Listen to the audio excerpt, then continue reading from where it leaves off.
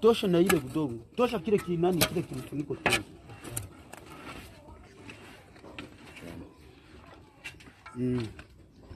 Nyangule sana. Zito. Ona maboro. Tosha ile ni tisi.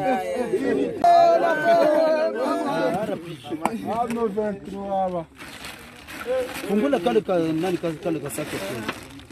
Ile ni fuse. Komera. Fuse hii. Okay, Leo ni nini?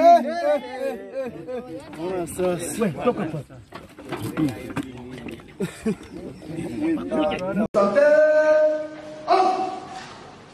Les faits pour lesquels les députés nationaux Mwanga Chouchou, Izi, Edouard et son coprévenu Robert Mouchamali-Roy sont poursuivis et jugés en procédure de flagrance, notamment la participation à un mouvement insurrectionnel, seront connus au fond devant la haute cour militaire. Cette dernière a confirmé ce mardi 14 mars sa compétence par un arrêt avant dire droit qu'elle a rendu.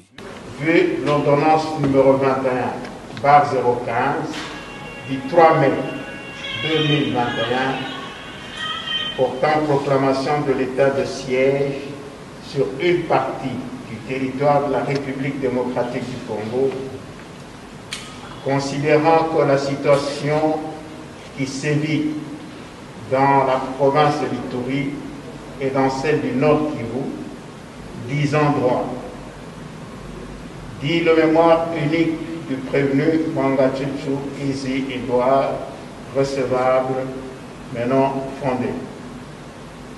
Rejette la demande de mise en liberté provisoire ou de mise en résidence surveillée introduite par le prévenu. Un autre arrêt avant dire droit, prononcé par la haute cour, concerne la mission assignée au ministère public, organe poursuivant. 10 endroits, commet l'auditeur général près la haute cour militaire, ministère public, pour l'accomplissement des devoirs décrits sur-là. Les deux décisions de la haute juridiction militaire étant rendues, l'instruction au fond de la dite affaire va démarrer le 21 mars 2023. Merci na sympathique attention na bino na ba programme ya Africa Cool Télévision bandeko balandi mbote na bino bienvenue une fois de plus na ba programme na biso to se présenter liboso na bino pour na commenter ko analyser actualité ya République démocratique du Congo mokolo ya lelo na mbeli bino mona mboka Pati Malanga somi ya ba congolais voilà ndeko Pati mbote na yo oui mbote m'intéresse mbote na bakongo mani baso baza kolanda biso bipai na bipai sans oublier ba diaspora ba ingelo mboka ngele na PCP mbote na ba communicateur sur le changement pour la nation congolaise kamba mnangai moko take coordonnateur général na pesi mbote na ngana na tata mokonzi ekolo mwana mboka Félix Atonseye Chilombo oya kolala pongite butelo kola moi akolo kobele kime bana koingela omonyele mo ekolo biso Congo sans oublier ba électorat oyo par le but cette fois-ci va retirer sommet ba congolais té na circonscription électorale yanga ya Moamba et particulièrement la commune limité va dans la simananga cette fois-ci na élection 2023 ba mbote pe bisiki ya bisoni ba. Donc vous êtes candidat député provincial national na provincial bo bangate ba nombre ba candidat nyonso bato nyonso bazopesa ba intention na bango ya postuler na bo bangate kongo ngoza bangate bo boka bambo na bino pamba kongo ngoza mutu moko te to yaki pe kotikela mutu moko pe temboka oyo mboka za ya biso. Et ce pays, ça nous appartient et tous a obligé de jouir dans le cannabis. Peu importe grandeur, mon candidat, ça nous dit absolument rien. Tous c'est un peuple congolais. Aïe, cette fois-ci, na kosala choix moko excellent, choix moko modèle, choix moko différent. Oh, ya bato ba kende ola la ba pongité. Oh, ya bato ba kende komela ba diamba na parlement te. Oh, ya bato ba kende ko sala ka ba insanité na parlement te. Mais bato ba koya ko défendre cause valable ya réalité sur terrain au peuple congolais ata ko subir pendant longtemps. Ndeko pati avant to kota na ba sujet d'actualité na so est-ce que jeunesse pour na ko servir mboka na yo il faut ka ko kota na politique. Non, pour nous servir mboka. Non, pour nous servir mboka, eza likambo ya politique te, eza nde likambo ya place o ekokutela yo. Peu importe domaine oyo ekokutela yo, ozali kosala yango, oza censé ya ko la qui sa différence nayo par rapport à rapport nayo comporté pour l'intérêt mboka. Mais ce n'est pas dit qu'il faut qu'on ça la politique. Non. Bison de coutumes dans le domaine de la politique. Il y a un peu d'angela on a tout servir mboka. Mais ce que coutumes peu importe le domaine, tu peux pas servir mboka. Et donc, il y a les camboutés qui font dans la politicien. Non, aux à la médecin, aux à la servir mboka, aux à la nini professeur, enseignant, aux à la juriste, aux à la nani comment dirais-je, ingénieur, aux à la journaliste, aux à la ceux qui soldats, aux à la ceux qui nani, peu importe quel domaine aux à ça là, aux à censés servir mboka. Suffit qu'il y ait loyauté, na discipline, na comment dirais-je, il y a une transparence et aussi la mboka ndenge longo bani. Mais biso ba politicien, ton dimi ko servir mboka na domaine autopony mais la majorité des politiciens ba hypocrites, ba scrupes, ba pharisiens et les sadducéens. Et bah baza na vérité quand na bango pe na transparence, baza muke. Toza ya kotanga, yango moni tellement toza étouffé na ba ya mabe mingi, yango toza ko mona na te. Yango mo cette fois to bi que peuple congolais abimisande ba oyo baza modèle. Que abomba biso likona bato mabe pour que banka ba so remplir na mboka oyo moyepe mboka échanger na makambo susu eza ozala te pour eza étouffer na bato mabe parce que loko misale komi pasi bandeko o bomon ke bakina na politique bazaki ba mpiaker ilobi lelo bakomi ba boss est-ce que bona na mbongo te non ngai personnellement parti malanga soki na embrasser politique eza pour na conviction mais eza te pour na mbongo. Parce que si on est pour Mbongo, mais on a quitté na âge yangai na l'exa on peut un moment donné na opposition, na yangai na accepté. Opposition da facilité et ça passe on l'a naté baba ganga. Surtout ba oyo bazana bango ba mbumbu comme si tu as ba mbumbu à cette époque là na opposition que yo moko ndimi kaka ko s'engager consciemment ni papa na tindio ni maman na yo. Aux appels à soutien mon côté na cadre mon ya famille politique ngo yo zali ki oyo awa ce qui est même ba ko simba non. Yo moka conscience na rubi ke non mabezo ke na mboka makambezo ke malamu te ah naza na opposition obwaka mina yo pe ba marche ba so mona yo ba nini ozo bima ba boy yo moko do to sala yango par conscience pona koyeba na koluka moyen ya ko libérer mboka na biso na maboko ba imposteur na ba prédateur et lelo yo to na pouvoir tout ça fier et le côté on a pouvoir to bi que non tout ça peine obligé faut to ça nini to servir mboka na biso na ba différentes institutions mboka pour que et permettre biso moi sous to dara na yango tant to na opposition to parce qu'on donnait au manifester mais ça na cadre ya ba intérêt moko songolo pakala non c'est que daki bongo mbe to ngaka te to continuer ko sala opposition à cette époque tant to daki na moment oyo pouvoir ya Kabila Bandaye ko rendre biso vie difficile en mboka o donc to accepter en côté. Voilà, merci beaucoup Nizalaki introduction Nazaki vraiment on a besoin de mon clair parce que depuis un certain temps ba jeune union so bazaka na politique mutu union so bazaka na intention ya postuler. Bon, so to postuler te to accompagner quand même ba oyo ba kolinga to accompagner bango. Voilà les quelques sujets d'actualité to kolobi la mokolo lelo avec mon invité Edouard Mwanga Chuchu option so to ebi asa député national poursuivi pour trahison, détention illégale d'armes et munitions de guerre, participation à un mouvement insurrectionnel, incitation des militaires à commettre des actes contraires à la loi et à la discipline. Azabongo Kosamba kuna na haute cour militaire. Tout le monde qui mikolo uti koleka ba avocat ne baye, ba soulever ba exception, ba soulever ba irrégularité, ba lobby député national et singélité à Sambisama na haute cour militaire et singeli à kena cour de cassation. Kasi haute cour a boya ki yango lobby lokola bazako akize na mambo etali armée et singeli à Sambisama kuna kasi ba ki bongo kosenga liberté provisoire balobi azana problème ya santé depuis une semaine au bakangie azana ba problème ya respiration et sengeli akine ko traitement pour que alanda ba amela bakis na epenza na lolenge ilongo bani bokolanda vidéo ya avocat na et voilà.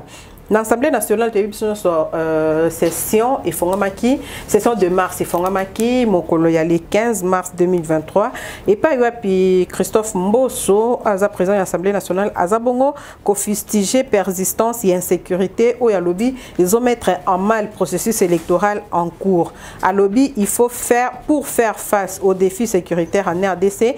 À Zabongo ko annoncé Christophe Mbosso a annoncé plusieurs réformes notamment dans le secteur il y a défense nationale nationale paix na justice alobi session oyo eza session ya tous les enjeux eza session pena ya ba décision makasi eza session ya ba réforme makasi nous espérons que na mikolo oyo ezali koya tokoye ba réforme ngo eza penza nini tokolobela likambo etali spoliation ya site ya UTEX Africa tout monde ki mikolo uti koleka le gouverneur de la ville province de Kinshasa Gentini Ngobila alekaki na ngambo wana ya bedengale mampanzi so UTEX Africa na pona kobuka ba construction anarchique kasi anarchie eza toujours ko continuer de kopati akopesa bena oyo eza bongo boye bina to ko commenter marche ya ba opposant oyo salamaki mokolo ya samedi to monaki Matata Ponyo Martin Fayulu quelques opposants ba sangani penza ba marcher ensemble balobi baza bongo ko dénoncer agression rwandaise na République démocratique du Congo et puis baza bongo ko soutenir ba FRDC na biso to ko commenter oyo eza bongo déploiement ya ba contingent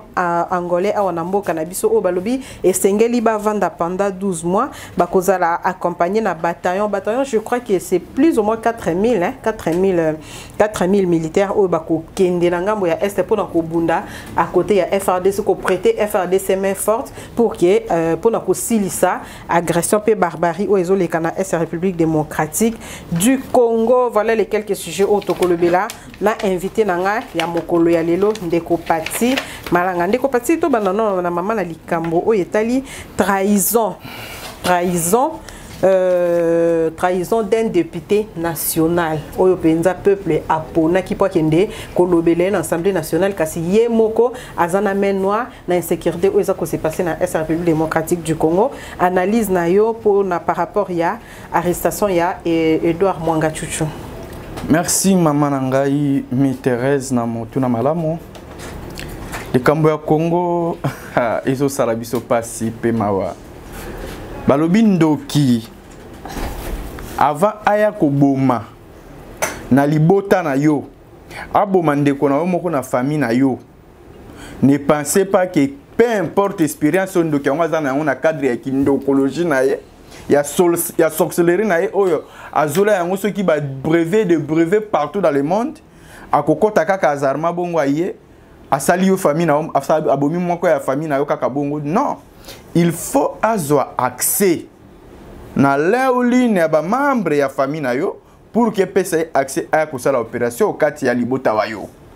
C'est la même chose dans la situation ya kolekabison na mboka au Congo. Yango moi nazongi toujours na maloba ya mona mboka Chikoti Tambo. Alobi la guerre de l'Est a un nom et une adresse. Tôt ou tard, les responsables finiront par payer. Qui sont ces responsables? Banamboka, ba hypocrites, ba scribes, ba pharisiens et les sadissains. Mitemali kundu bidongolo miso o ba kolingate kimie kota na kati mboka ya biso pour que baza ko yeba ke soki kimie koti bango ba koti koma bakozonga ba pauvre. Pour ne pas s'appauvrir, il faut kaka bosambulu continue na ngambo ya este batu bakufaka bango bosambulu makambo ya soni ya mabe o ezali ko kende na changement te na ndenge ya molongo te. Bango balingaka bosambulu ezaka na este tango nyonso pour permettre bango basala ka ba opération na bango o baza ko s'enrichir sur les sang des Congomani. Pourquoi? Oh moni lelo pona Mwanga Chuchu wana mais moi na mboka mbose c'est alobaki. Aïbisa qui va député Bassalani. Va quitter les groupes armés. Bon, bah ça mouké. Na ba sénateur. Tala. Maman Thérèse, nazaka na ba réserve pour ma kambuya sécurité pour les alliés domaine moko sensible. Nazindakate ko dévoiler ko dénoncer ma kambu belé. Yango mo nazaka nanga moi na ba réserve na linga ko fermer ba angle mususu. Mais na biso o ngana yebi. Soki na bina ba ko dévoiler on a émission na o awa kaka lelo yeba ki lobby ba kanginga na yo.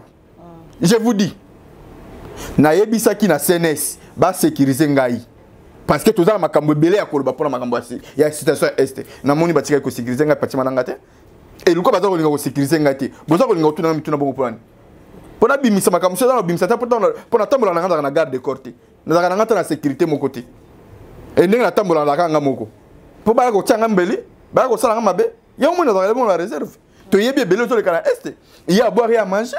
Moi, je suis Félix, c'est ce qu'il a innocent moué. Innocent moué. Vous pensez que l'on va entretenir en plus de 30 ans. Quand Lelo, Naboya, moi, je suis Félix, c'est ce qu'il a Mbalamoko, et ben, on se mettre fin. Mais non, il y a des préalables, il y a des processus. Mais procédure au moins, Félix, c'est malamu. Longonya moka kosoanta mo konze école parce que procédure au y à suivre et ça procédure moko encourager et à féliciter les sur le plan diplomatique guerre est stolongiango. Sur le plan diplomatique et stolongiango. Mais au tiel gars sur le plan pratique et terrain des autres comme même on a difficulté pour la nini parce que tous entouré na ba hypocrite. Vous vous souvenez Makambo tout dans Sibir les conséquences il régime nini AFDL PPRD. C'est ça les causes. Primordial dans le Canada Est. Tout le monde régime AFDL PPRD, conséquence n'a pas le même biso au Istanbul dans le Canada Est, après avoir entretenu autant de troupes de terroristes et de rebelles à niveau Est. Vous vous souvenez encore à l'époque de Laurent Désiré Kabila? Ce que vous avez pensé dans l'accord de l'Émirat. Vous avez pensé dans Babylone, à tel point que tu vas vivre banane. Chef d'état-major général Mboka James Kabarebe. Oh, les ministre de la Défense de Rwanda. Vous trouvez ça c'est normal? État-major général à Congo et ça la diriger à un étranger. Mais vous savez et si vous avez parce que tala, au moins na ibisa maman nangai Thérèse.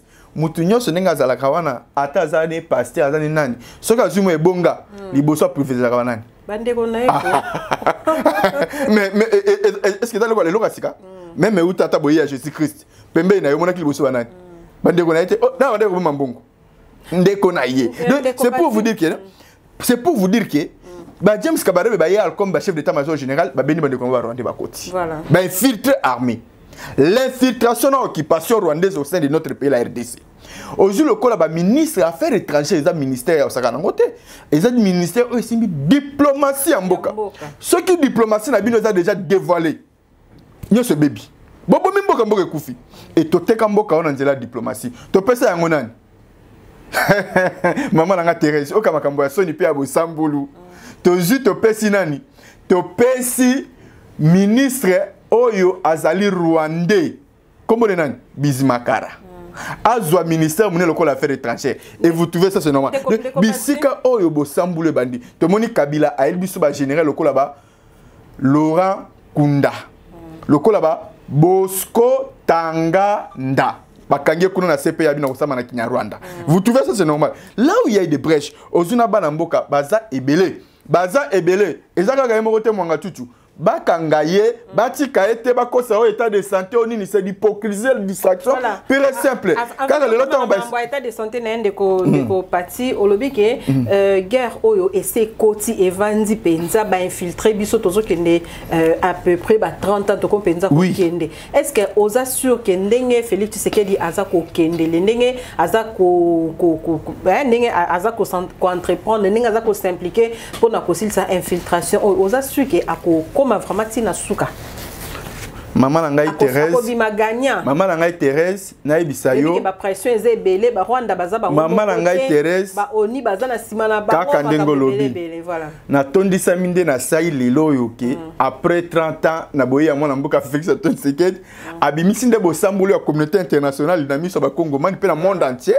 Abimisi bo sambolo ya Rwanda na ba pays voisins o bazali ba hypocrite na simana Rwanda na miso ya monde entier pe na miso ba Congo man. Abimisi pe na bo sambolo ya ba mercenaires congolais.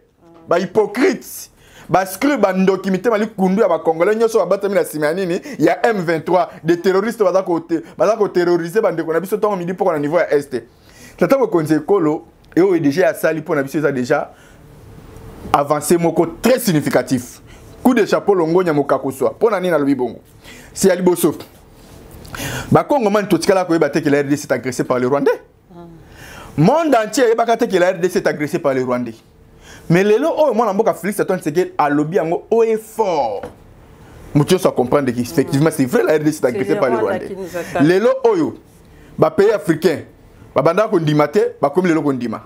Les lots, même bisous ma Congo man, il y a hypocrite. Autre banda ko bombe ba Rwandais, qui est basé na sima ya makambo qui est na est. Les lots pas comme kondima. Bango moko.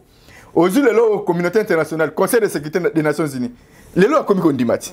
A comme bimisa lelo mais toza ko lingene ba kelana ba sanction eza la kaka sur théorie to lingene pratique bango ba komi koloba que non, effectivement, en RDC, c'est le Rwanda qui est derrière. C'est le Rwanda. Mais comme il faut comprendre, c'est grâce à la diplomatie, il y a moins d'amboka Félix Antoine Tshisekedi. C'est quoi le problème? C'est qu'on a niveau à armée. Armée, parce qu'on a rendre une tâche facile pour nous mais c'est facile. C'est pour la histoire avec la facilité. Armée, est infiltrée en outrance.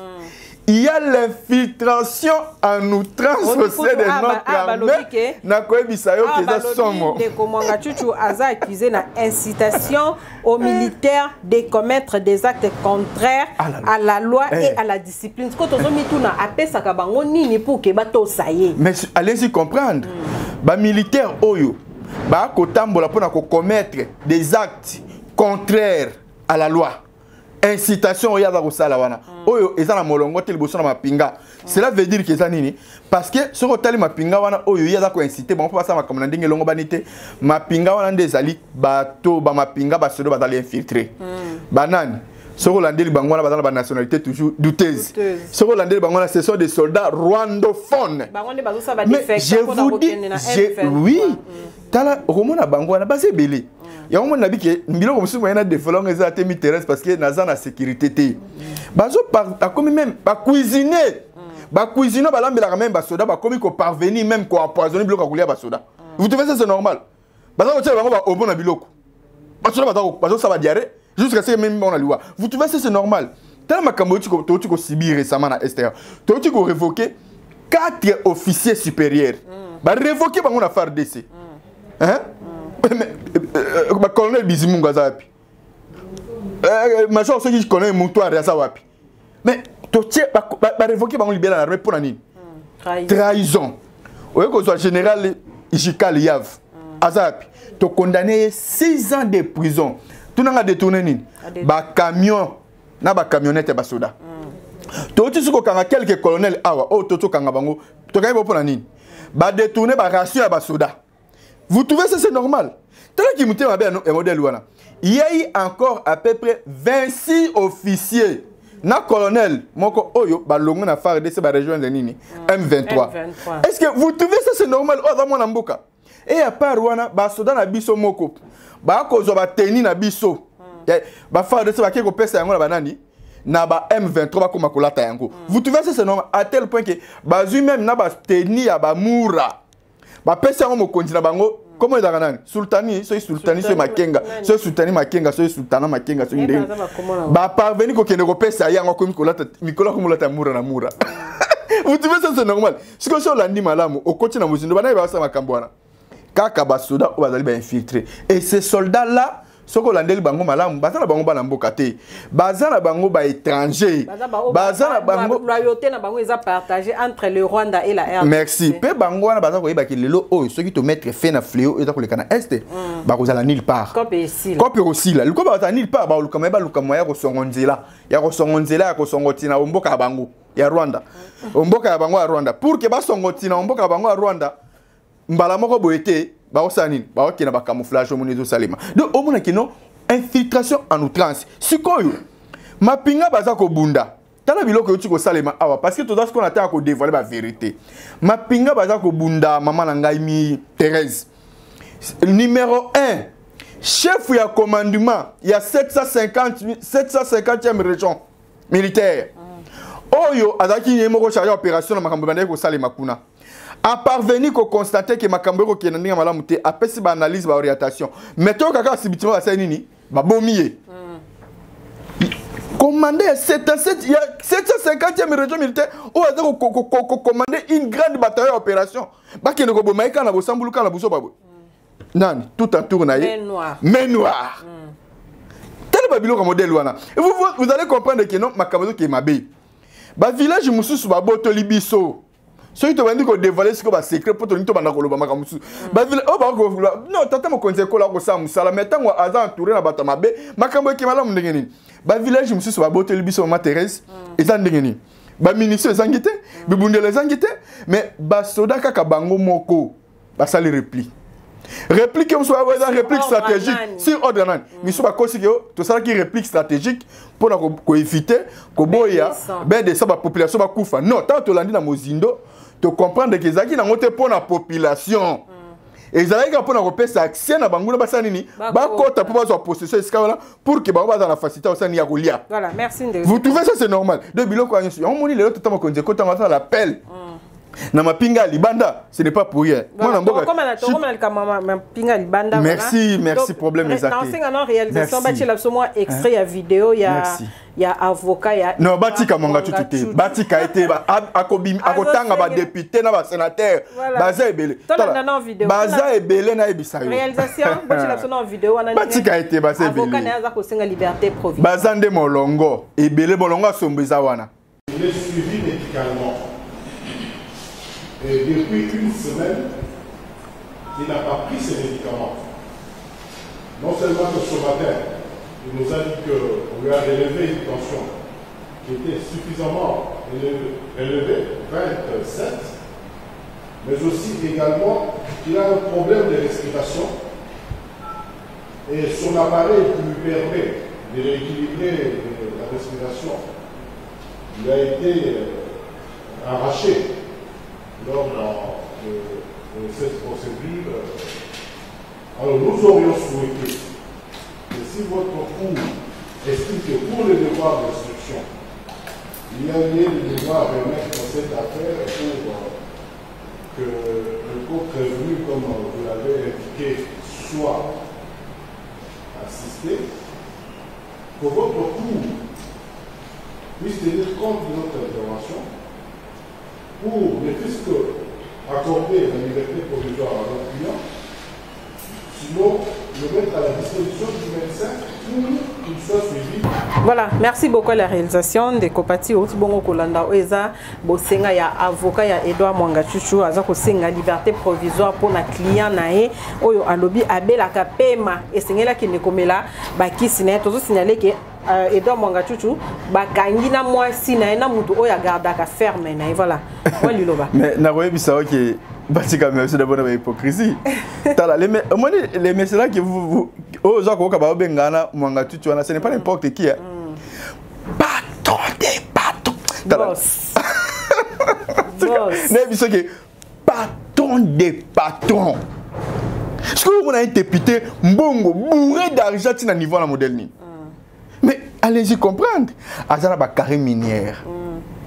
Bazana ba contrôle na makamunyoso o esale magana niveau ya este kuna na o etali ba colta ba cobalt. Na ko faciliter ba marché na banane. Allez-y comprendre. Bazé belé. Malgré dans ngonyoso ko lobate bazé belé.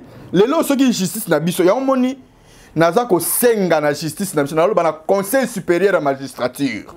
Y compris na ministre de la justice. Baye bana ko benda bazuzu fi bazongi ba na molongo basala musala na transparence batika système à deux poids deux mesures batika ko za la corrompu la majorité à ba juge wa biso bazali corruptible facilement yango moni baza ko rendre biso tâche facilité na mboka moyema kambo ke na ndenge ya molongo ezate biloko modèle oza biloko moko botala ngona misu ya sentimenté ce sont des faits et des choses sérieux oyo l'état congolais faut alandela ngona molongo na limemia pe na bokebe nyonzo pour que na sima ya honorable Mwangachuchu toyeba na ko découvrir maso batami nini ya molongo asombo eza wana soki bolandeli yango tokoyeba ke basé belé ba ko siéger na maman na ngai problème tout dans la Congo parce que faut dire la vérité qui honorable baba to na sima ba immunité wana mais njoka nde ba dongolo miso mitima likundu ba inya Congo problème to na Congo d'abord il faut to banana ko linga Congo voilà soki to bandi ko linga Congo peto linga na biso ba congolais parce que bango pona ba intérêt na bango moko personnel baza ko accepter ko sacrifier ba congolais baza ko s'enrichir sur les sang des Congolais pour leurs intérêts égoïstes et personnels. Et vous trouvez ça c'est normal? Ceux qui te lati bolingo Congo, tolingi Congo, pe tolingi ba Congolais, to rosala na mabete, to ko dévoiler pe to ko dénoncer bisika mabe sali. Tala moi na mboka ambassadeur ya France, o azali représentant des Nations Unies na Congo, représentant au Conseil de sécurité des Nations Unies awa ndenga utiko ya. Tango akena Est, Hollande malobana lobina Est. Alobini. Maman alobina no bakambwana. Après kolobelo ko na lobi eloko mususu esalinga somo bimisi alobini. Abi n'attendez pas aux Nations Unies de régler les choses d'une manière magique ou spontanée à la place des autorités congolais. Mais les interpellations. Mais c'est ça. Cela veut dire qu'il y a une solution à Congo. Bokanisa te ki kobanda ko talibanda. kimia po ekota na est ne pensez pas que ko utakaka libanda non biso moko to fungola motema ba hypocrite bidongo na miso mitema likundu ba inia Congo pendant longtemps non bosakani na mboko pendant longtemps tango koki pardon tango koki parce que to bana ko dénoncer bino moko po tango koki moment o ezesu moment ya continuer ko sakana na Congo te moment ezesu moment ko ndima ko sacrifier makila ba Congo man te pona ko s'enrichir sur les sang des Congolais to lingango te bo il y est trop bo s'enrichir trop ya moza ko sala bino bo bala ba 600 200 botonga ba immeuble matali koloso ke tout à ma pata po botala ka biso ba voisin muzuru il est temps ekoki obolie pe ekoki obolie ekoki botika sikombo kezonga na molongo pour que Congo mani nyoso atana ko azali à se sentir à l'aise à se sentir que dans pe effectivement ko vivre na mboka na ngai boni boza ko tia tata mo konje ko mal à l'aise aussi longtemps bino wa mabe boza ko bimisa tata mo konje ko mabe libosa Congo mani njoka ne bino mo ne boza mabe tata mo konje ko bien sûr azali commandant suprême Yambo Kanabiso, commandant des forces armées de la République démocratique du Congo et la police. Mais il faut que la responsabilité aussi partagée. Responsabilité à partager nanan. Ministre de la Défense Azawana, chef d'état-major général Azaliwana, au bazar ko la opération, il y a armée à disposition nyoso. Mais tout le monde connaît quand on a ko pèse instruction ça la boui. Kuna na se bazar ko exécuter en côté. Et vous trouvez ça c'est normal. Si ko bolingo bimi ça tout le monde connaît ko abimana dictateur. Parce que ceux qui ont commis merci beaucoup. Tant que vous avez respect à texte, comme ici, Azali Moutoumoko Oyo, Azako Bon de la Binoza, ils ont signé à faiblesse. Ils ont signé à faiblesse. Sauf que Azako Linga ko marché, c'est un texte en Boka Nabiso. Mais toi là, tu as souci, Yamboka, Tolinga Congo. Tout ça la masse pour que Makambu et son anakimia parce que ceux qui te continuent à boyer en tout cas l'un de ces 4 matins au risque de comme il n'y a pas de liberté provisoire pour Edouard Mwanga Chuchu. Non, il n'y a pas de liberté provisoire pour la Moutou Oyo Azako ko inciter ba militaire ko commettre ba acte contraire à la loi. Il n'y a pas de liberté provisoire pour la Moutou Oyo Azako ko battre là Azako sunga ba mouvement insurrectionnel. Nous espérons que l'arrestation en tout cas est cause à la solution dans Makambu les biso ba congolais to ana besoin ya na kimia na est République démocratique du Congo to ana besoin ya kimia to bo ibino bo continuer ko s'enrichir sur les sangs des Congolais to lembi yango et ko ça les malisusu te voilà. Ndekopati session il y a l'Assemblée nationale rentrée parlementaire et Salama Kimokolo il y a le 15 mars et pas wapi to landa ki penza discours il y a Christophe Mbosso alobi na maloba na ye Azabongo ko fustigé persistance il y a insécurité insécurité dans la République démocratique du Congo et ça commettre en mal processus électoral en cours à lobby pour faire face aux défis sécuritaires en RDC. Mbosso annonce plusieurs réformes notamment dans les secteurs de la défense nationale et de la justice. Ndeko Pati analyse nayo interprétation nayo zani na maloba Christophe Mbosso. Est-ce que Makamba ba élection qu'est-ce que ça a à voir? Wana bazol ka ba préparer biso déjà que élection aux à la tête et que échéance outi ko le kato votant qui moi quelques mboka na est ba votant quitté mais élection salama ki nango et puis payer ki nango liboso. Merci beaucoup. Nalandi maloba ya président Mbosso na Bokebi nyonso. Alobi par rapport à insécurité est alobi les autres senga ba réforme et ça le na niveau ya défense nationale na justice. Pe na niveau ya justice. Mais ce qui alobi biloko wana ce n'est pas pour rien. D'abord, récemment, avant qu'il y ait une vacances parlementaire, a interpellé le ministre de la Défense nationale pour la Makamboya Est. Puis, a ebisa qui est que, en tout cas, bolu kamoye, boki na makamna ndenge longombani, sinon peut-être au sein de temps mokunze kolo, aeba na ko réagir d'une manière à une autre. Et lelo oyo tout ça comme na makamboya ko kende ka ndenge longombani te. Parce que ce que tali même, na niveau ya ba résolution, ya ba ministre somi à Luanda. Nairobi, oyepe lisusu na résolution à sommet à Bujumbura, 23 sur les sols congolais. Et Yami Balezalaki, c'est l'effet. Et date qui prévisible que on a déjà libéré le sol Nabiso, et Zalaki incertain le 28 février. On a libéré jusqu'à le 30 mars, ma camion ceci là-bas dans Libanda. C'est l'effet. Très bien. Là c'est l'effet. Mais tout le monde parce qu'elle respecte en côté. Voilà. Baza ko libéré te, baza pe ko continuer ko beta kaka, ko bundisa biso. Mais c'est pour vous nous dire que vous avez respect à l'autre côté. Peu que vous avez respect les sous na mozindo pe na bukebi ba uti suko la tala ndaki lundi passé général na bango soki sultania ngo soki nani ngwana aleki alobi nini mokonzi na bango oh toza prêt pour cesser le fait mais à condition que to kena nini na dialogue porte-parole la mango de la Wilingo Massi je ce qui Wilingo mangwana Wilingo ma qui est porte-parole lobi que non toza prêt dans kena cesser le fait mais à condition que to kena nini na dialogue. Quel genre de dialogue on va faire na biso tout ça na ko négocier pe ya ko dialoguer na ba terroriste té kaka ndenge chef d'état général ndenge nani général Chiko Tutamba Lubaki ndenge pe chef d'état Lubaki tout ça na ko négocier na ba terroriste té cela veut dire que ba bimano libanda batika Congo et le reste on le verra après tant qu'on na ba procédure ya ba PDD RCS oyo eza ko senga ba démobilisation tout comme ça bobo to ba ndenge ya ko zo ba disposition sur yango mais ba batika Congo té parce que Congo zamboka na bango. Ils se disent congolais. Bon, et comme ça, on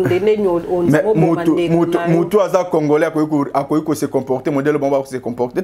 Baza ko massacrer, baza ko boma, baza ko tumba, baza dans la pitié na bande ko na bangote. Après ba tobongo ba baza congolais, c'est faux air chifo. Moutou nyonso aza ko se retrouver na troupe de terroristes ya M23 azan de ko na bisoté. Je vous dis, oh nyonso aza kuna soko landelier à 100%, ba nyonso pe 100% baza étranger. Baza na bamba de ko na biso te baza ba nationalité du tese baza ba congolais te c'est faux tu faut d'abord une étude ba nationalité baza de ko na biso tout te to yebi ki baza na nationalité mususu mais ba yende ko massacrer na mboka na biso donc il faut tout le moyen ko mettre fin eloko na yango monita mo na mboka mbosa lobi il faut réformer et ça la défense nationale et le kutate il faut réformer ça lema pour que ba ko changer mo makama mususu parce que disposition na makama mususu ko kindela na ndenge ba réalité to ko monela ezana molongo te oye na nzela justice c'est réellement vrai. Réforme, il faut c'est la justice. Bon, sans boulot, la justice, non. Trop, c'est trop. Trop, c'est trop.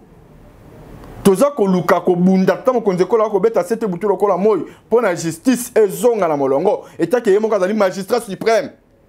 Mais bazuzu ya biso baza ko fingisa pouvoir ya biso. Et bah, bango baza ko sala wana eza ko kende contre lich obso to bunda parce que lich obso to bunda de vivre contre Tshisekedi di moli mon épée mana kimia. Kolandisa malonde to comme na pouvoir tout à obligé photo ça ni toi to pratiquer yango to appliquer parce que mon boko ya pouvoir na biso fa na biloko miné état de droit démocratie justice na progrès social bon siko wa place la justice o to ligne na mboka to to mona comme si ba comme même biso kaka na justice so to boya ki ya régime passé nde yango za ko ya comme il y a des préalables et des procédures ngana ko soutenir proposition mon amboka mboso ce n'est pas mauvais alors hôtel c'est solo qui a dans les vrais Congoman oyo ke lelo oyo ceux qui makamoko ki na molongote azara toujours censé ko dénoncer pe akolemba ko dénoncer angote buto lokola moyi yango moni pona biso nazana voana naza ko soutenir pe naza ko linga ke makambo wana extra na lombango pour que nyonso ke na molongo pe na limemia tout ça sûr certain que na oyo taliba élection na koloba ke maponami ils vont mettre en main le processus électoral donc to espérer na na élection té non maponami go salema biso to za souci est-ce qu'on aura des bonnes élections non enrôlement yango déjà de ko salema de prouver biso qu'il y aura les élections mais sauf que ceux qui te koutani na ba contract le ko ba escalade ko landisa mana situation da ko le biso toujours na est ceux qui da ko continuer ko s'empurer et ça ko s'aggraver de plus en plus parce que o ba ko kufa na est kuna eza muto ya opposition te to ya pouvoir te baza bango nyoso ba congolais il faut to yeba yango baza bande ko na biso baza batu mususu te luko baza bande ko na biso batu mususu te il faut to la ta souci na bango butu lokola moyi parce que une partie ya mboka na biso eza na danger eza menacé liboso ba prédateur na ba imposteur yango na tant que kimeza ko zala te ce n'est pas dit que to wela ko prioriser makam mususu aussi longtemps que kuna bande ko na biso baza ko s'empurer baza ko zala toujours à tout moment dérangé à tout moment baza ko zala na kimia te eza na esengote yango na pona ngana ko lobaki si ça arrivait que ba escalade et que ça aggraver ma casse et salemi na ndenge longo banité par rapport ya obiso to ko lingile salema pourquoi pas to qui n'a pas procédé mususu parce que souci na biso dalinde kimia ezala élection ou pas mais on a besoin kimia élection to dans la souci salema mais yango dans la priorité tel bosso makambo ko lekabso na est parce que être humain à sacré il faut ba quand même ko dans la souci de qu'on a biso il y a intervention il y a Denika Dima président il y a Seni kuna na France 24. Le président Tshisekedi lui-même l'a dit lors de la conférence de presse avec le chef de l'État français Emmanuel Macron qu'il n'était pas exclu justement que ce glissement ait lieu en raison justement de cette guerre. C'est tout à fait prévisible que quand vous avez une situation d'insécurité, qu'il y ait des problèmes d'abord d'enrôler les gens et plus tard même d'avoir le vote. Donc c'est tout à fait normal que cela soit posé comme un des défis que nous avons. Et nous, à notre niveau, nous avançons là où nous pouvons avancer. Et c'est question maintenant de trouver une formule appropriée à cette partie Alors du territoire. justement, est-ce qu'il est possible d'envisager des élections dans tout le pays, sauf dans le Nord Kivu? Ça ne serait pas une bonne chose parce que ça va poser des problèmes de légitimité. Nous ne voulons pas avancer sans nos frères et nos sœurs de ces provinces qui sont affectées. Ça ne serait pas une bonne chose. C'est pour ça que je me dis, bon... Mais est-ce que vous l'envisagez quand même? Personnellement, je ne vais pas l'envisager. Moi, je pense plus à une autre formule, celle qui consisterait à réserver des sièges pour ces entités-là et enrôler au moment où ça sera possible. Mais ça, c'est une idée qu'il faudra discuter au niveau de la plénière et puis finalement même discuter avec l'Assemblée nationale. Voilà. Merci Ndeko, merci à la réalisation. Ndeko Pati aussi bon kolanda, Denis Kadima, président ya Seni Ndenye Azabon Kouloubabi. Pas d'élection sans l'Est de la République démocratique du Congo. Selon Yé, une élection sans le Nord Kivu. Bazo ko envisager yangote à avancer par raison il y aura un problème de légitimité tolingité et pour naie une sorte de balkanisation parce que le Kivu est ensemble avec vous avec nous voilà ceux qui bazo continuer à voter et comme on dirait un autre pays makansinaye au monde ndeko parti. Merci beaucoup. Déjà moralement que l'élection que la merci beaucoup. Pas d'élection sans le Nord Kivu. Merci beaucoup maman Nangai mi Thérèse. Au moni biloko mususu faut ko analyser ango malam na ba contexte nyoso. Ba politiciens na biso tel que vous le voyez là, ba saka ba hypocrite. Nos politiciens congolais. Torondi mato qui na ba élection na une partie à Congo lokola Nord Kivu anezali etandi munene que kuna enrôlement sa limité. Kuna bazum pifongolu ya ko voter te. Kuna ba kondongwa na ba déclaration ba ko kufaka l'air nyonso tongo midi pokwa. Tondi to qui na élection. Na simana yango okoyoka kaka ndende ko kadi malobiawa. Et comme un problème de légitimité. Ba ko koma ko ganga, ba ko koma ko loba. Après aux UP sur communauté internationale ils sont dit tobo. Songo tobo na biloba loba waya za la kana. Après comme ko loba ke il y a eu l'arrangement à l'africaine. Ndenge ba koma ndenge ba bimisa ka ba terme na bango nyoso so ba lokota kango wapi. Donc il faut ko yeba ko sala ba analyse bisika baso wana. Ngai na okondani ndeko kadima te na maloba wayi. Mais na kosenga kaka nini to luka moye ya kobongisa na nzela ya mapinga ya biso na nzela ya bana mboka pour que bandeko na biso ya Nord Kivu bazala na facilité ya kokende na Italie enrôlement pour epesa bango accès ya kokende ko voter na tango maponami ko salema na mois de décembre ceci na biso zawana parce que biso pouvoir na biso to sala lit ya non violence to simba mandoki te to sala bosambulu te ceux qui sont ngolo pagala te to kenda na voie moko noble na voie moko démocratique autre ba ke to ko accéder na pouvoir na nzela ya nini ya ba élection yango pe lelo sala ki to koma na pouvoir boni to ko boya ba élection jamais mais sauf que kaka na lobby si il y aura des escalades o ekoyeba na kosalema na ndenge moko ya makasi pe ya koleka na exagération moko o tokozanga ko maîtriser on na ndenge longo bani par rapport à bandeko na biso na est kuna na niveau ya Nord Kivu to koloba ke nini na moment wana toyeba quand même ko réfléchir d'une manière à une autre toyeba quand même ko tika ba tendance politique na biso au opposition au pouvoir non parce que wana comme il kamba Congo monite que tango comme il kamba Congo biso yo sonon quand même toyeba na ko bunga ko buka kubuka na ba tendance na biso to lata siko souci ya Congo pour que makambo e koma ezonga na molongo na yango wana pona biso toza derrière maponami mais au cas de escalade to koluka moi to réfléchir d'une manière à une autre pour na recevoir toujours mboka et ça la te que élection de mutu et l'équipe makambo so do l'élection na mboka non parce que ba okufa na est kuna. Merci Ndeko Pati. Nous espérons que l'élection de Kozalapena inclusive dans tous les 4 coins de la République démocratique du Congo, nous espérons que va voter pour que le résultat est Zalapenza, résultat où ils ont exprimé volonté à Congolais et Zalate Gobiso Koto to voter et à président la biso Tebiso Koto oui. Nous espérons qu'il y a un Bakosunga biso et puis l'implication du chef de l'État pe ba o baza ko accompagner pe ba FRDC na biso to yebi ke bituma na Est République démocratique du Congo et Kosila. Voilà. Toi qui n'es pas Makambo Italie avant toi qui n'es pas Makambo Italie déploiement il y a des troupes angolaises à la République démocratique du Congo Ndeko Pati tout le monde qui déjà ba Burundais baye ba Ougandais, ba Kenya, banani baye awa siko ba Angolais nde bazali koya bango tu bazana bango na EACT bazoya pour 12 mois. Koya nyonso ya ba armée wana pona yo en tant que politicien, en tant qu'analyste, est-ce que vous avez que plus tard et que peut-être moi problème moi boye ça pena décision moi comme la muté. Tant on a eu qui arrivé à ba troupe mususu ba komi koya lokola angolais directement na zongi na maloba ya mwana mboka général Chiko Titambwe. Oyo albaki keza kola kisa ba démarche ya RDC vis-à-vis la communauté ya SADC. Ce qui est ok sur le plan diplomatique, na koloba ke eza koloba ebele eza message moko fort pour na même bande ko na biso ya EAC. Kolanisa maloba o mwana mboka Chiko Titambwe ayebaki na koloba. Eza kolakisa ke nini? Bango ke non, eza kolakisa ke état-major général ya FARDC ba komi na besoin ya appui mususu.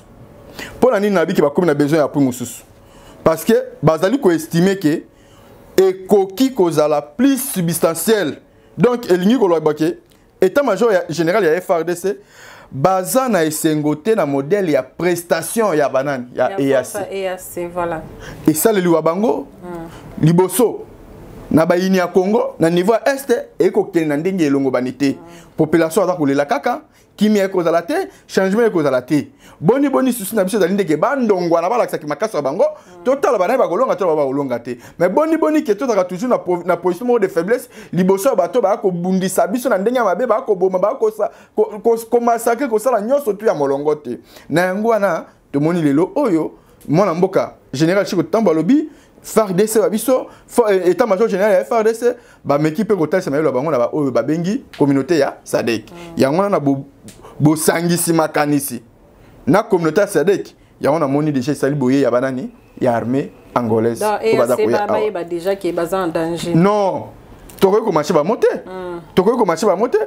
Cela veut dire que non, tozongi sikoyo na bandeko ya biso akala parce que tu es bien à l'époque biso na SADC eza kolobate eza kala to mona ka Laurent Désiré Kabila na pouvoir asalaka toujours appui na ba mapinga ya région ya SADC o ba yaka quand même kotia biso moi iki na koyeba na ko soutenir biso na makamisi onda kolekana na bitumba o ezaki ya ki rébellion à l'époque ya Laurent Désiré Kabila lelo yope mona mboka général Chiko Titambwe a comprendre l'importance ya SADC wana bazali batumo to ko négliger bango te yango moni mapinga bango ba yaka pe quand même na philosophie mususu na philosophie ba yaka na yango ezaka philosophie ya ko ya pe ko frapper voilà ezaka philosophie ya observation te ya bazon tapoter ya observation te philosophie na bango zaka ndeke bunda to bunda betanga to betana soki to bomana oya kolonga sa nini alongi e kotala modèle ya kanja o na non kanja na moni ya ba terroriste M23 na kanja o ngala moni pa Kagame. Non. Baza sou batumo total bango sous na miso ya folie te. Total bango pe sous na miso ya ki familiarisation te que on peut ba pays voisin. Non. Na miso ya négociation. Total bango pe sous na miso ya négociation te. Total bango sous na miso ya otie to tie. To kende siko na modèle wana. Avec modèle wana, to komona quand même to ke na résultat mususu. Parce que biso to zo mona ke tika boye ya bato na baya.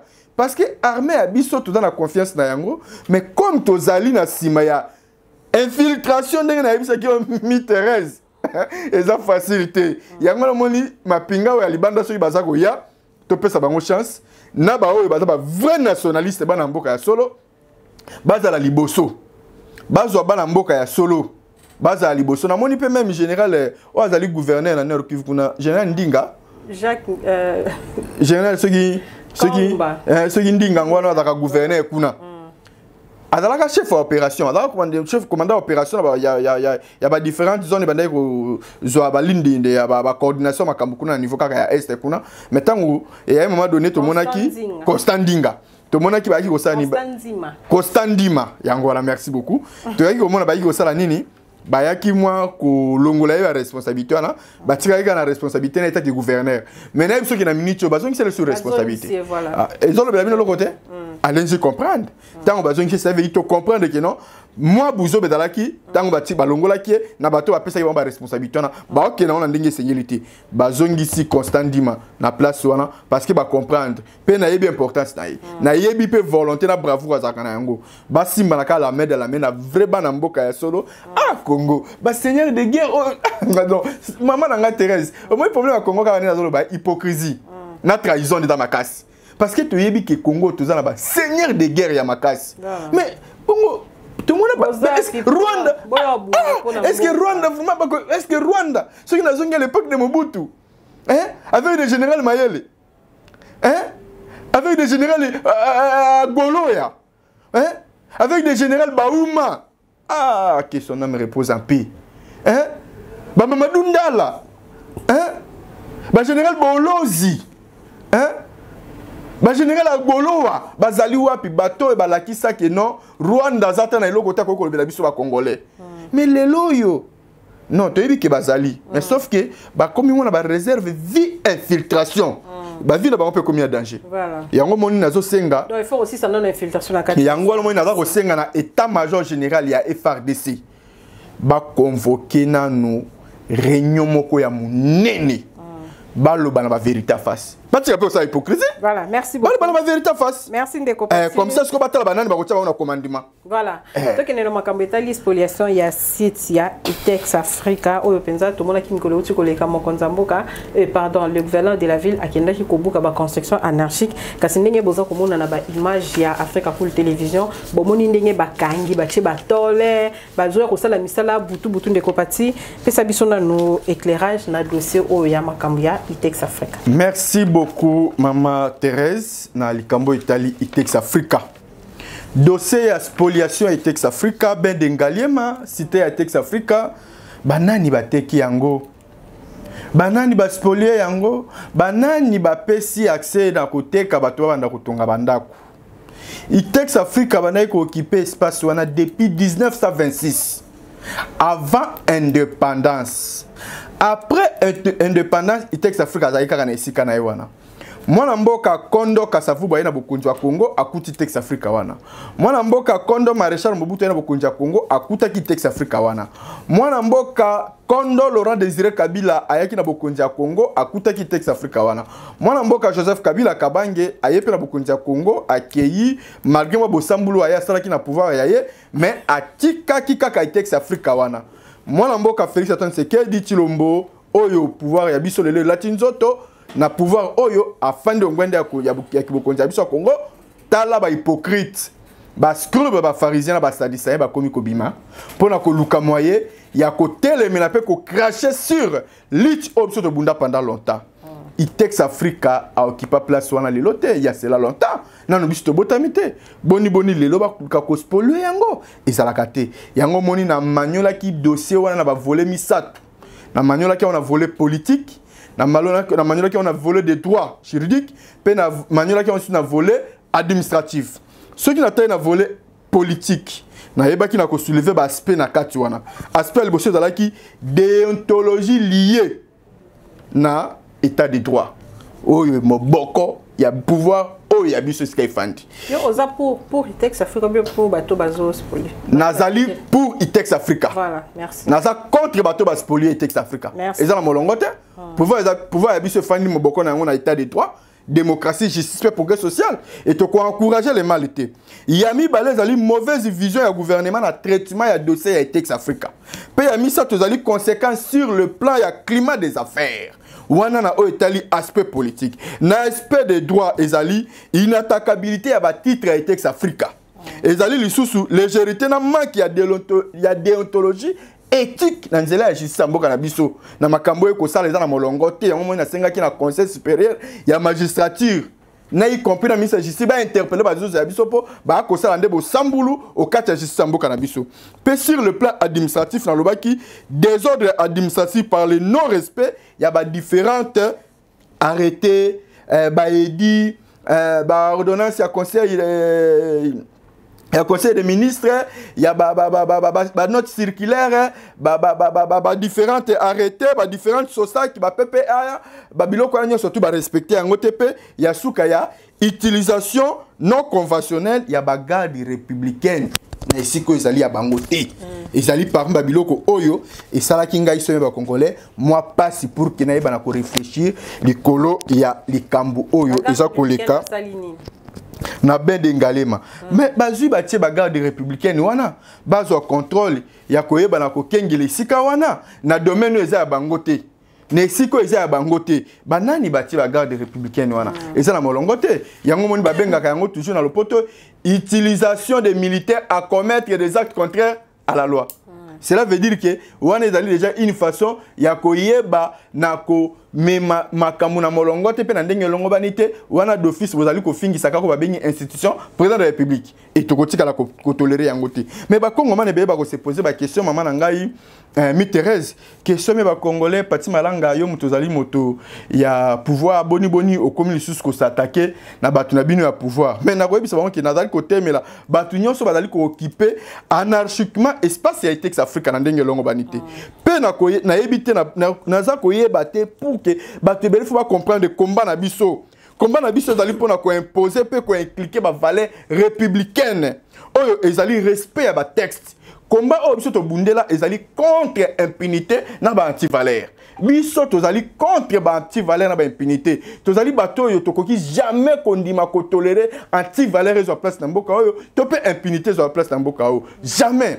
Et bien, les bakoloba lisusu bakomi tuna. Pourquoi même biso ba communicateur to komi sujet à monquérir liboso ya bato ya opposition, liboso même ya population ko landisa na citation ya Itex Africa pona nini? Et ça na molongo te. Wana cela veut dire que bata ko bimisa biso bato moko comme si tozali ko tambola lisusu na ndenge ya ko landisa ba principe biso ya na pouvoir te. Yango na liete mama. Likamba ko lieza wana te nazali communicateur ya pouvoir. Tant on a eu information na makambo eza na molongo te. Naza na pe pona ko dénoncer na ko tika la ko tolérer yango te na ko tika la ko tolérer te mwana mboka na régime ya Kabila Koko Nyangi azaki ministre urbanisme et habitat ayeba ko signer arrêté moko oyo etika la jamais ko pesa accès na bato ba construire wana alobaka ke ben de ngalier ma cité Itex Africa na place nango bozo mona na bilili wana terrain wana ba constater ba bisa Itex Africa a limité construction na place on a tika yango vide parce que eza terrain moko marécagé eza habilité te pona kotonga kotala yango bo eza ka pembe na fleuve. Cela veut dire que ceux qui bato batongi bandako wana à la longue il y aura des dégâts et ba dégâts wana banana ba la victime population ba ofanda wana après ba kobela na tata mo konse ko hotel absolu kambo nde ba lobaki ke bato batonga wana te mais ba yebisaka Itex Africa ko lancer ba projet za kina yango ba lobi ba parmi ba projet za yango wana yeba na ko exécuter on a sika wana pour que oy ba toujours na ko assainir un peu ko rendre propre yango Itex Africa yeba ki na ko sala appel na ba maman maraîchère ba papa maraîchère ba pêcheur ba nini na ko za ba projet na ba école agronomie ba ki otongana pour que ka eba na ko assainir place wana afin que ça la propre réside des eaux atonga usine ya captage d'eau wana o ezali ko servir à peu près 9 communes à ville à Kinshasa parmi les 24 communes. Si vous avez linga tonga wana, vous ne voyez même pas que vous avez rendre régime des eaux vie difficiles, que l'andisama musala na ya ko benda mai na molongo pe na ndenge longo bani. Pe so ito comme na période appel la maman na ngai mi Thérèse. Place wana na ko yebisa yo modèle mai etonda ka wana. Lube, tala même ba photo ba mona la photo wana. Lube tina kingo. Bongo siko boko tia batu batonga wana kaka pona posa ya mbongo ou bien nini mais moi na mboka plus ma bible mais plus ma bible ministre urbanisme et habitat bango batu bazali habilité ko sani ya ko yeba na koteka ba espace ayebi na ko signer arrêté numéro 063 arrêté numéro 063 o epesi accès na bato ba ko construire na lié wana Itex Africa et ça na molongo te expatrié o aya na mboka o avant indépendance tata mo konje ko mo na mboka Félix Antoine Tshisekedi a la pongité a ko bunda butulo ko la moy ko sala appel na ba investisseur ba na mboka na biso ko investir boni to ko bunda ba investisseur ba ya bino ko komi ko combattre les sous ba investisseur est-ce que ça na molongo mutu o ya ume na mboka oyo azana facilité o kende ko sala biso lobbying libanda pona ko sala appel pe na ba investisseur ba ya parce que azana mutu azana espérance na mboka parce que afandi a depuis avant indépendance akuta ina ba mipepe ya ndenge na ndenge ba mbongi ya ndenge na ndenge ba problème songolo paka ibi na okuta nango ba turbulence politique économique nyoso na mboka o a subir yango afandi kaka boni lelo yo akoma sujet moko ya sabotage akoma sujet moko ya critique à tel point que bo parvenir ko spolier place oyaye et ça na molongo te pe en plus bato ba yebina kotonga bisika wana o ba komi kosomba po batonga bisika wana toyoki kaka o ba ta bakonzi o ba ya bango kaka na kolobake o ba za ko sala wana ba bengaka yango na lopoto clientélisme na conclusion ezali répréhensible kolandisa mana loi mboka na biso pe na mobeko likonzi eza na molongo te pe ko na molongo te yango moni naza ko senga la premier ministre mboka na biso mwana mboka Jean-Michel Samalukonde ayeba na ko interpeller ministre urbanisme et habitat na affaires foncières pour que bayeba na ko zonga na molongo pe bazongisa itex Africa na ba droit na ye bazongisa ye na ba droit na ye na ndenge longo bani pe nazali susu ko senga na tamo konzi ekolo parce que chef de l'état ne mutaza na mandat yene mutako rendre compte devant peuple congolais payé nem tazali magistrat suprême yango na leli na tata mokonzi ekolo akota likambo ya Itex Africa akota likambo ya Itex Africa bazongisa Itex Africa na molongo pe na badroit na ye pour que ayeba na ko occuper espace na ndenge amesana ko occuper yango utakala mais comment ne subo sambulu na Constantin na mi Thérèse canalisation ya maiza wana oyo bwaki kaka wana na Itex Africa na fleuve wana babenga yango rivière Mondiba rivière wana mai nango bwakami wana na fleuve kaka wana mais eza na rivière makelele boyebi yango et memaka mai na yango eyaka tina rivière Mondiba après bwaki yango wana siko bazui rivière Mondiba ba kondisi yango kolandisa na construction anarchique baza ko sala et vous trouverez ça c'est normal après avoir ko vivre situation tout ko le kanango awa il y a une inondation munene oyo tiko bimela plus de 100 et quelques personnes oh même yemo ko mwana mboka pousse à Twitter na tweet na epona kolobake il y a à peu près 170 morts na inondation tiko salema yango ba yebaki na ko encourager opération coup de poing salema pona ko yeba na ko telemela construction anarchique nyo surtout boni ba bosani yango kaka na minute mukeboye baza ko parvenir ko ndima moi et canalisation mai wana e konda e koma muke mais ce que ko muke mai e kolukanze tango ekozanzela te ekoya kokotela toujours batramandako tango ekotela batramandako banani bakozala victime population après bakoma kobenga lisusu tata mokonzi ekotela biso likambo ah non biso moko nde toza mabe biso moko nde toza bayina mboka o totikaka kopesa kolobaka ke no libanda nde moto aza konyokola biso aussi longtemps que biso na biso moko toza komilinga te parce que komona biloko modele oyo eza kotelisa ke no biso moko toza na bolingo ya mboka na biso te na yango wana naza kosenga na bakonzi oyo balingaka changement na mboka oyo bayeba na kokota likambo oyo ya bende ngalema cité Itex Africa pour que bazongisa Itex Africa na badroit na ye azwa contrôle esika na ndenge mesana so baza na posa ya kosomba batonga baki na maluku baki na kinkole baki na mekao baki na sele ba etandi ya minene ya poleza kuna bakoluka maya kotonga ndenge balingi olieke baya kokangama na esika o même soko tali yango na miso atayo moko boba place mais fleuve kaka yana fleuve asilika kaka mama na ngai mi Thérèse soki asiliki to mona ibandeko batonga soki na fleuve na quartier mo babenga ona kingabwa kuna cité du fleuve ane utaye koleka kuna okaki sangote bato bakime banda kokunati merci de dimension bango batiaka tango fleuve asilikaki ezaki na ndenge mosusu en une minute placer un petit mot par rapport ya marche ça maki mokolo ya samedi na ba opposant to mona ki Martin Fayulu basimbani main dans la main yena matata ponyo na Chéribert okende o auto za la récemment ministre Maketa Mbola contre pouvoir en place to moni penza bato ebele o bakende ko marcher kotana en tout cas vous avez une minute pour clôturer émission. Merci beaucoup. Bon ngai pona marche oyo bande ko na biso opposition ba aussi ko sala se réorganise yoka maman na ngai Thérèse marche oyo moni bango ba oti ko sala wana marche wana bitch na ngozani ya koyeba na côté mais l'agression rwandaise pe ya ko soutenir ba FRDC sur abisso c'est encourager à féliciter directement ba rejoindre malobata mokonzi ekolo mwana mboka Félix Antoine Tshisekedi tango asalaki appel à la mobilisation générale et yango yo babandaki kozala nanu mwa kotala tala kotongo tongo na musika kotalaka tato plutôt mais quand même ba comprendre que njokande appel à tata mokonzi ekolo zaki na molongo pe na nzela omoni likambo na zoleka na minute na est ezali likambo kaka tata mokonzi ekolo te ezali likambo ba congolais nyoso do likolo ba onso balati susi wana pona ngai na betelaki ba maboko pe na pesaki bango longonya na tondaki na sai parce que bazongi na maloba mwana mboka Félix Antoine Tshisekedi tango balati siko susi wana ndeto kokoma biso sur libokebo moko pe to kondima siko pesa espace na munguna te pour à profiter parce que munguna akotaka na Congo kaka na faiblesse na biso mo ba congolais mais soki to kangi madusu nyoso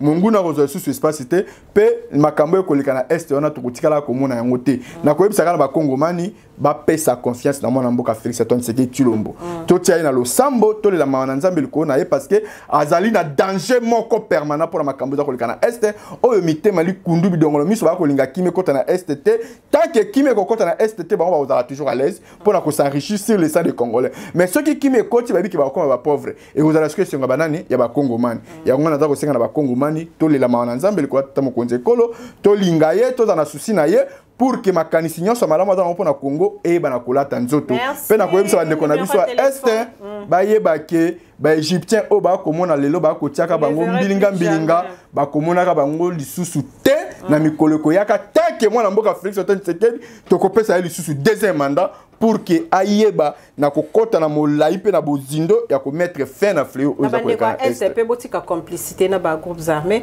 kaka po na moto. En tout cas vous trouvez ça c'est normal. Et les capenza makasi ndeko pati numéro de téléphone. Oui, merci beaucoup. Na été numéro na ngai ezali plus 243 81 36 37 262 plus 243 81 36 37 262 numéro na ngwana butu lokola moi bokozwa ngai so bozana bopesa na ngai pona ba conseil pona makanisi pona ba idée pona moi loko bokoyi ko bakisaka na station ko lekebso na mboka numéro na ngwana bokobenga ngai tama so zana nga besoin mais toyeba toujours ko simbande tata mokonzi ekolo parce que aza ko bunda contre bingumba nyoso ya mondi oyo o balingaka Congo te. Merci beaucoup, merci na bino nyoso obozala bozala ki wana pona kolanda analyse ya mokolo ya lelo otolo biso tolobaka nous on est là quand il y a actualité zali to etolobeli to analyser to commenter et puis to pespement ba proposition d'une manière ou d'une autre to contribuer na avancement ya mboka na République démocratique du Congo mokolo ya lelo na yambela kibino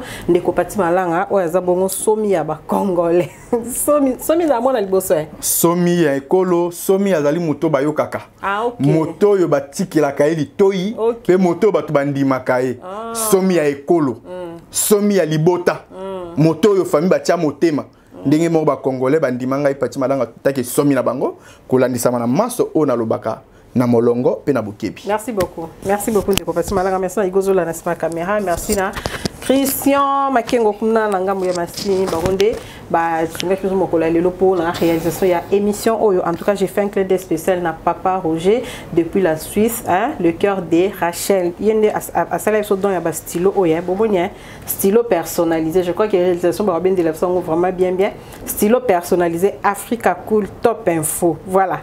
Merci à vous, Papa Roger, et puis bon retour la Suisse. Restez connectés, vous continuez à aimer et à partager. Ma vidéo, bye bye, à la prochaine. Africa cool, et abena cool, Africa cool, abena cool, le quoi cool matopi. Après toujours,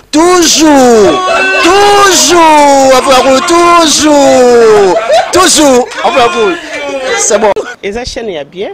Et puis vous êtes très rapide. Et ça très rapide. Et ça chaîne moko, bah quoi ça a bien confiance. En tout cas, nazo senga na bato oyo nanu ba souscrire te bazwa. Donc, et ça vraiment net oyo ba lobaka ke boka lelo, lamba lelo, lia lelo. Vous voulez le Congo pour que le Congo devienne cool, pour suivre les cool analyses, alors revenez et abonnez-vous massivement. Bobozana moana. Massivement. Africa Cool, c'est la destination de prédilection pour une communication optimale. Longo Dianabino Mama. Africa Cool Télévision est une chaîne qui est en train de réunir toutes les tendances. Donc les chrétiens s'y retrouvent, les païens s'y retrouvent, les politiciens s'y retrouvent, les femmes ménagères s'y retrouvent. Donc Eza et Loro Nabiso, to sepe la ranango, yango chaque fois son aïe na Kinshasa, il faut namona Africa Cool. Et au monde de la chaîne Oeza impartial. Le rôle à Babino, vous méritez le soutien de la population ainsi que des institutions compétentes. Vous placer un petit mot par rapport à la récompense Oyo. Ah, je félicite très sincèrement Africa Cool. Voilà. Je n'avais pas opéré le mauvais choix. Voilà. J'avais recommandé, je me rappelle que je disais que c'était une destination de prédilection pour une communication optimale d'excellence.